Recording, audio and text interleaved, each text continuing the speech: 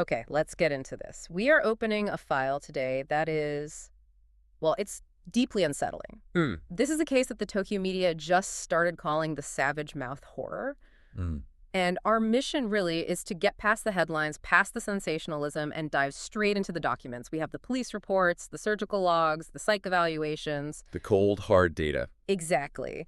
And through them, we're going to try and understand how one man's very specific delusion spiraled from self-mutilation into a nationwide cult, the Oral Truth Collective. Right, we're basically dissecting the evidence trail. We've got confidential files from the Tokyo Metropolitan Police, the TMPD. We have these incredibly technical surgical reports from Tokyo Medical University Hospital. TMUH, yeah. And then the linchpin, really, the psychological deep dive from Dr. Naomi Shigeta at the National Center of Neurology and Psychiatry. So the goal isn't just to retell the story, it's to find the operating manual, the motive, the structure that let this happen in the middle of Tokyo in November of 2025. It's a bio-horror, but it's an organized one. That's the key. The public first heard about this under a headline that just screams panic. Minami Aoyama Cannibal Horror. That was November 6th, 2025. And the man at the center of it all, Akira Sato, 38 years old, a freelance translator. And not just any translator. This is important. He wasn't doing, business manuals. No. His specialty was the work of Yukiya Mishima, translating that dense, philosophical, often violent prose into Portuguese.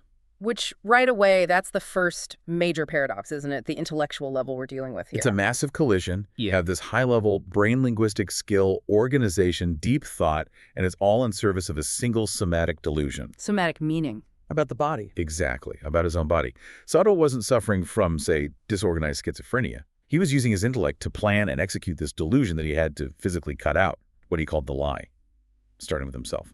And the physical evidence is, it's rough, even for us. We're looking at a crime scene in a kitchen that produced a severed arm, a surgical tray with a human heart, that first responders said was still exhibiting fibrillatory activity at time of packaging. that phrase alone. And a camcorder still on with a tape labeled Phase 1 excision. That label tells you everything. It's a protocol. It's a protocol. This wasn't a sudden psychotic break. This was the first step in a meticulously planned series of events. And the police knew, right from that label, that they weren't just dealing with a single horrific act. They were at the beginning of something. So let's start there, at the discovery. It's an event that pulls the medical world in from the very first call. The alarm goes up on the evening of November 2nd. And the person who calls it in, it's not a neighbor. No, it's Dr. Kenzo Yamada, Sato's common law partner. And crucially, Dr. Yamada is a thoracic surgeon. A heart surgeon. A heart surgeon. Imagine that. You come home from a 36-hour shift, you save lives by operating on chests, and you walk into your kitchen, and it's been turned into a black market OR by your partner. The psychological whiplash of that. It must have been just devastating.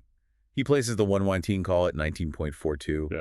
His professional life and his personal horror just collided in that moment. And the scene itself, it just screams premeditation. The apartment in Minami Aoyama, no forced entry. But the kitchen, it's completely transformed. They find a Moroishi ML900.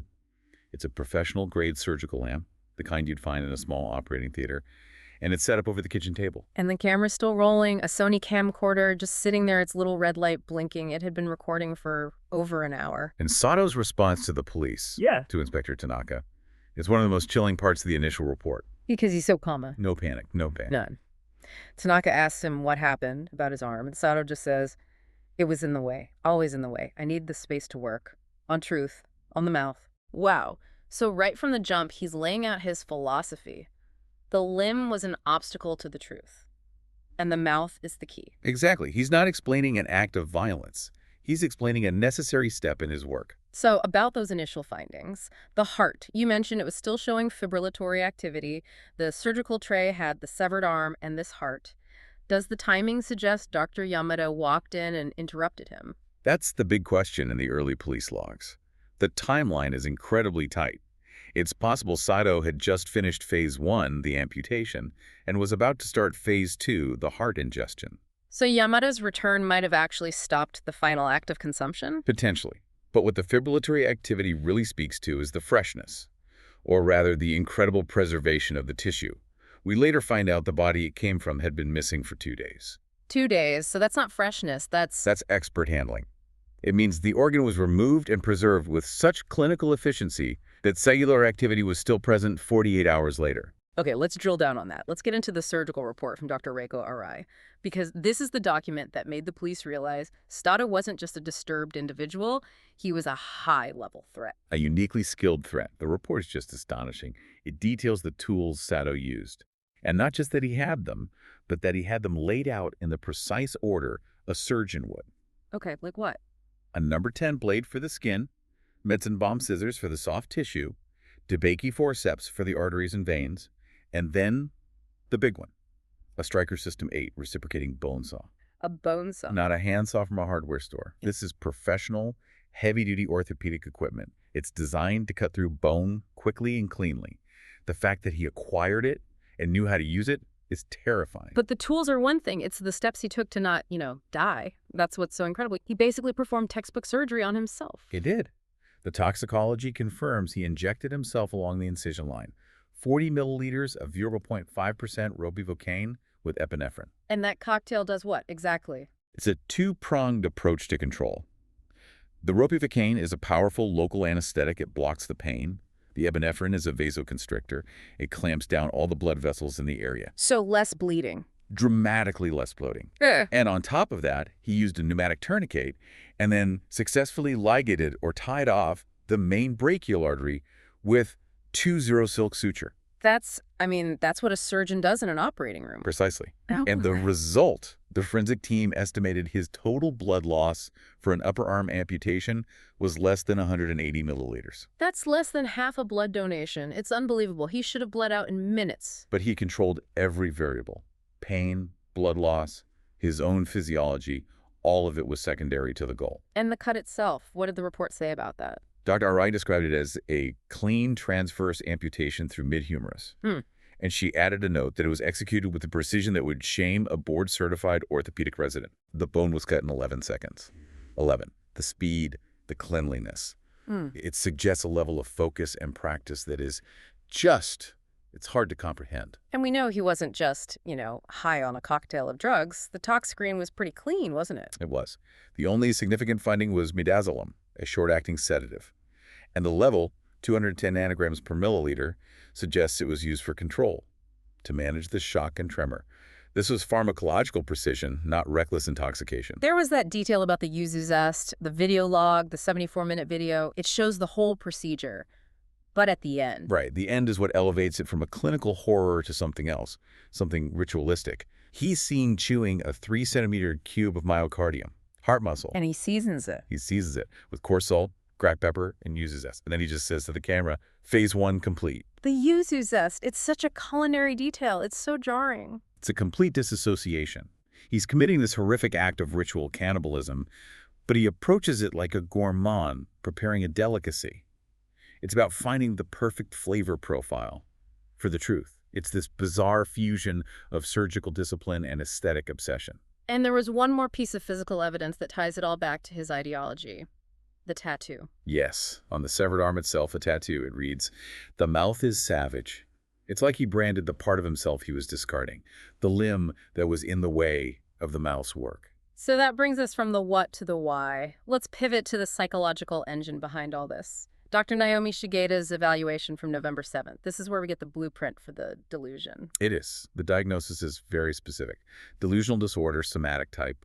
And Dr. Shigeda adds 2 crucial descriptors, encapsulated and non-bizarre. Okay, break that down first. Encapsulated means the delusion is contained. It doesn't bleed into every aspect of his life like, say, schizophrenia might. He could function perfectly normally outside of this one belief system. And non-bizarre. This seems pretty bizarre. Non-bizarre in the clinical sense means it's physically possible. It's not a belief that he can fly or that aliens replace his organs, self-surgery, cannibalism.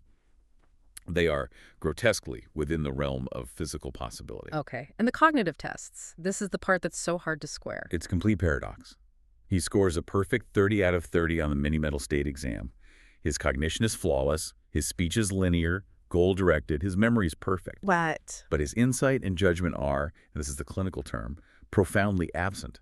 His entire powerful intellect was being used as a tool to serve the delusion, not to question it. And the core delusion was? Simple and absolute.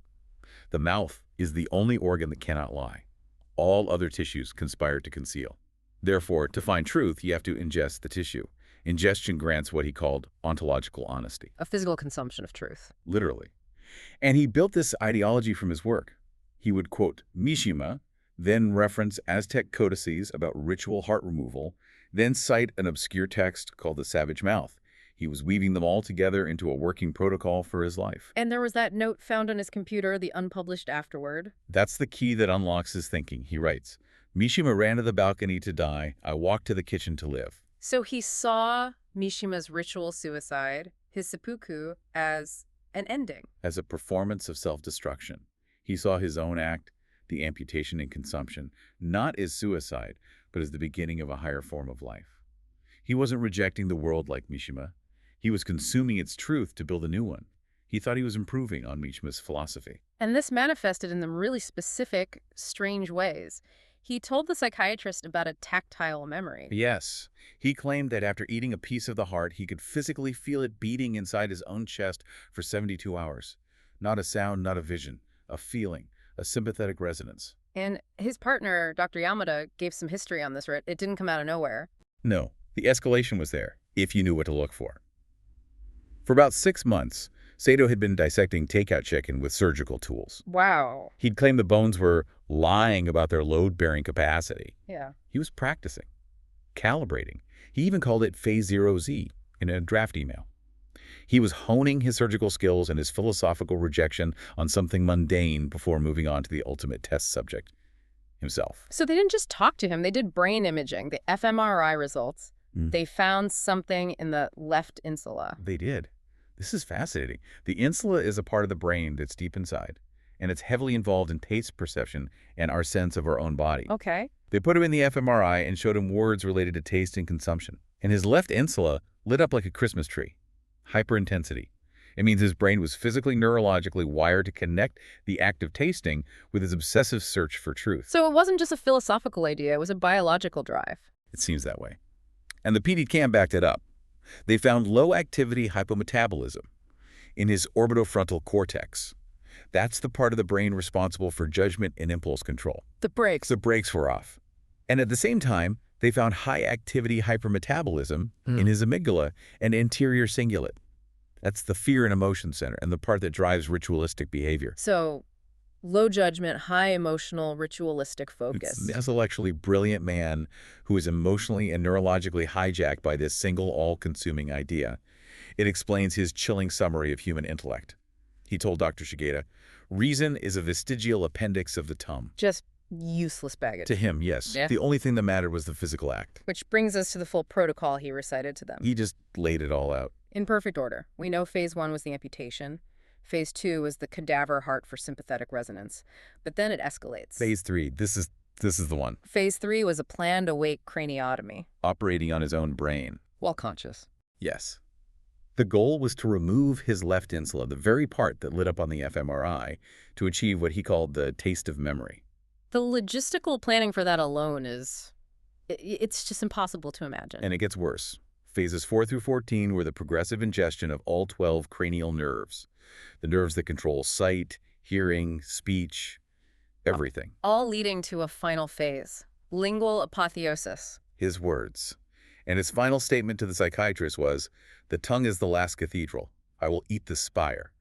It's the ultimate act of devotion to this pathology. But there was a twist to this, wasn't there? A retroactive discovery from the final autopsy. The most shocking discovery of the entire case, in my opinion. The postmortem, done after his death, found that his left insula was already gone. What? It was absent, surgically excised, meaning at some point before or even during phase 1, he had already done it. He had already performed an awake craniotomy on himself and completed phase 3. So the police, the whole time they were investigating, they were already behind. They were miles behind. They thought they were dealing with someone at the start of a ritual. They were actually dealing with someone who had already used his own brain as the first sacrifice. That just, it changes everything. This wasn't just a plan. He was actively remaking himself neurologically to fit the delusion. Which is how a singular case of self-harm suddenly becomes a nationwide conspiracy. Because the next question is, if he's this deep in, who's helping him? And that starts with tracing the heart. Right. So up until this point, the TMPD is treating Saito as this one-off, a uniquely disturbed and brilliant individual. But that all changes when they get the DNA match on the heart. And that's the moment the whole case pivots. The heart belongs to a Mr. Hiroshi Nakamura, 41 years old. He died on October 30th at St. Luke's International Hospital, And his body was reported missing from the morgue the next day? Halloween. October 31st. So this immediately proves external help. Sato, post-amputation, couldn't have gone and stolen a body from a hospital morgue. Someone brought it to him. And they had security footage. They did. At 2:05 a.m. on the 31st, the camera captures someone in scrubs and an N95 mask-wheeling refrigerated drawer number 17 Nakamura's body out of the morgue. It's a professional job. The mask, the scrubs, it's all designed to blend in, to defeat facial recognition. And the getaway vehicle. A Toyota Hiace van. The plate was registered to a shell company, Biointegrity Solutions Ltd., a company that, when they looked it up, had been dissolved 2 years prior. A ghost company. It's so sophisticated. But the ghost left a trail. They recovered the van's GPS logger, and it showed only one stop that night, between 2:3 and 3:15 a.m. Let me guess. Akira Sato's residence in Minami Ayama. That's the smoking gun, the direct physical link between the organized morgue heist and Sato's kitchen. But how did they get the body out? I mean, you can't just walk out of a hospital morgue with a body. There's paperwork. A chain of custody. Right, and that's where the insider threat comes in. The release form was signed off by a pathology resident, Dr. Aiko Tanaka. Her signature was on the PDF. But she didn't sign it. She confirmed it was a perfect forgery. She was asleep in the on-call room when the body was taken. This means the thieves had access to her signature. They knew the procedure, and they could create a flawless digital forgery. And the forgery itself, this is where it ties back to Sato's obsession. The digital forensics found something weird. They found his psychological fingerprint. The forged document was created on a MacBook Pro that matched Sato's seized device. But the font used to create the forger, it was an obscure, discontinued typeface from 1998. NDP. Mishima BT. The choice of that font is not a coincidence. It's a signature. It connects the logistics of the crime directly to the literary obsession of the man at the center of it. It was an aesthetic choice within a criminal act. This is what triggers the nationwide audit, right? The fear that this wasn't an isolated incident. Exactly. On November 6th, the TMPD sends out an alert. Check your morgues, especially bodies scheduled for cremation. Because with cremation, the evidence disappears. No family is going to know an organ is missing. It was a zero-risk strategy, and the audit turns up 3 more hits. 3. Where? A liver missing from Osaka University Hospital, both kidneys gone from Kyoto Red Cross, and a tongue and larynx excised from a cadaver at Sapporo Medical University. My God. So they were harvesting specific organs, the tongue and larynx. That's directly related to the mouth obsession. It all fit the pattern. This was the proof they needed. It confirmed a coordinated network, which they tentatively named the Oral Truth Collective, the OTC. And they had a manifesto. They did, recovered from an encrypted email draft. It was simple. We excise the lie, ingest the truth, and return the remainder to fire. This is when the Ministry of Health gets involved and escalates the risk level. Why? Because of Phase 3, the insular removal. To get the taste of memory, you need living neural tissue. A dead brain won't do. Oh, no. So the threat level instantly jumps from cadaver desecration to active live harvesting. The MHLW memo even speculates about a tactic they called voluntary silence, where victims would be abducted, have their tongues removed, and then be gagged with them while other tissues were harvested. This is now a domestic terror investigation. It was a race against the clock. They had Sato, but they knew the collective was out there, and they were escalating. Which brings us to that final frantic week. The police know the OTC is operational, and they know the group is planning something big. And Sato, even in custody at a maximum security forensic unit, he's not broken, he's still planning. On November 12th, he writes out the full plan for Phase 15. He calls it the public feeding. The menu for this, public feeding, it's just grotesque. It's presented like a Michelin star dish. Insula tartare, flash frozen. Lingual confit, which is cranial nerve 12, cooked sous vide for 72 hours. And amygdala foam, made with a nitrous canister. This was performance art, an act of public terror, and the setting. Shibuya Crossing, the busiest intersection in the world. Planned for noon on December 21st, the winter solstice. Maximum visibility, maximum symbolic power. They were going to broadcast it. Hijack the NHK World Radio frequency. a live broadcast of a ritual cannibalism event targeted at 31 specific guests, their high-ranking followers. And Sato's behavior in jail was getting more and more ritualistic. The observation logs are chilling. He was seen tracing incision lines on his thigh with his fingernail, mapping his femoral artery. He called it mapping the femur's confession. He wanted the light on constantly. Yes, he said it was so the tongue can read the dark. And the most disturbing thing, the nurses documented him rhythmically sticking his tongue out at the observation window. They timed it 92 times per minute. His resting heart rate. Exactly. Yeah. His mouth was literally beating in time with his heart. And then the laptop decryption reveals the full scope. It wasn't just 15 phases. No, it was a 31-phase protocol. And the final phase, phase 31, was the national broadcast of the final meal the emperor's own heart offered willingly. They were targeting the emperor. This went from domestic terror to a threat against the state itself. Which is why they couldn't wait for the winter solstice. Yeah. Operation Silent Tongue was launched on November 16th. They had to move fast. They raided a studio, right? Overlooking Shibuya Crossing. Above the QF building. And it wasn't a hideout. It was a fully equipped surgical theater. Refrigeration units, operating tables, and 31 stainless steel dog bowls. Goggles. Each one engraved with the name of a high-ranking acolyte, ready for the feeding. And the freezer. The freezer contained the final proof. 28 flash-frozen human left insulas, labeled by blood type. 28. They had already harvested 28 people. People who had been reported missing from all over Japan. This confirmed the OTC was a nationwide operational death cult. The arrests came fast after that. Dr. Aiko Tanaka, the pathology resident. She'd forged 47 forms in total. Mr. Junpei Kato, the logistics man who transported the bodies, and the administrator of their Telegram channel, a woman using the handle at Lingo Veritas, she'd recruited over 4,000 members. 4,000, but just as they're rolling up the network, the story snaps back to the man at the center. 6:48 a.m. on November 16th. While the raids are happening, Akira Sato is found dead in his cell. It was a maximum security unit. Exsanguination. He'd severed his right femoral artery, the one he'd been mapping on his thigh. With what? A wax crayon. He had sharpened it, patiently, over days, into a 3mm blade. Something so small and seemingly harmless, it bypassed every security check. He used a child's toy as a scalpel. And he left a note in his own blood. On the cell wall, it read, "The mouth is free, the collective eats tonight. No reason at all." He tied his suicide directly to the collective's continuation. He martyred himself. He did. And the final autopsy report delivered that last stunning blow we talked about, confirming the 312 grams of Nakamura's heart in his stomach, but also confirming his own left insula was already gone. He had started the final journey long before anyone even knew who he was. So when you put it all together, the timeline is just breathtaking. The first act is November 2nd. By November 16th, the cult is neutralized and he's dead. 2 weeks. From a single act of self-mutilation to a national terror plot and back to a suicide, the speed and the surgical precision of the whole event is what's so hard to grasp. It's that paradox again. This extreme, cold intelligence completely divorced from anything we would call reason. And he knew it. That final frame on his laptop video for Phase 14, it was just a shot of his own mouth, sewn shut with surgical silk, spelling out the words, "No reason at all." Which connects right back to his journal. Why should there be a reason? People want to find reasons for everything, but the truth of things can never be explained. He rejected the entire concept of motive. The act of consumption was the reason. The ritual was the reward. The police report concludes that the savage mouth has been silenced.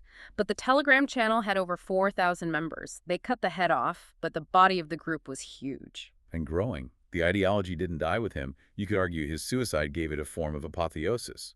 A perfect ritual ending. Which leaves us with the final question, really. The one for you to think about. If the core idea is that the mouth is now free, as Sato's note said, what happens to a delusion like that when its profit is gone, but the scripture is out there in the hands of 4,000 anonymous followers? The collective eats tonight. What new untraceable form does the savage mouth take now? A question I don't think anyone has an answer to.